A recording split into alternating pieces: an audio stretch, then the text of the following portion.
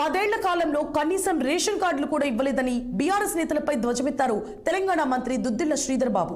రంగారెడ్డి జిల్లా ఎల్బీనగర్ నియోజకవర్గం కర్మాన్ ఘాట్ లో రేషన్ కార్డుల పంపిణీ కార్యక్రమానికి మంత్రి హాజరయ్యారు.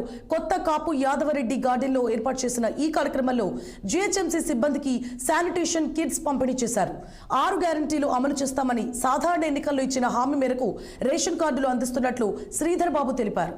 హయత్ నగర్, సరూర్ నగర్ మండలాల్లో 368 మంది లబ్ధిదారులకు నూతన రేషన్ కార్డులు ఇచ్చామని వెల్లడించారు ఆయన.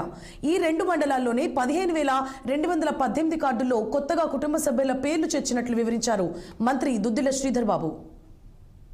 రేషన్ కార్డులకు సంబంధించి కొత్తగా రేషన్ కార్డు ఇచ్చే ఒక ప్రధానమైన కార్యక్రమం గౌరవ ముఖ్యమంత్రి రేవంత్ రెడ్డి గారు, అదేవిధంగా పౌర సరఫరాల శాఖకు సంబంధించిన మంత్రి సహచరులు ఉత్తమ్ కుమార్ రెడ్డి గారు, మరి ప్రతి నియోజకవర్గంలో ఈ రాష్ట్రంలో ఉన్న దాదాపు 6 లక్షల మంది మరి ఆ పేద ప్రజానికానికి కొత్త రేషన్ కార్డు ఇచ్చే ప్రక్రియ భాగంలో మనం ఈరోజు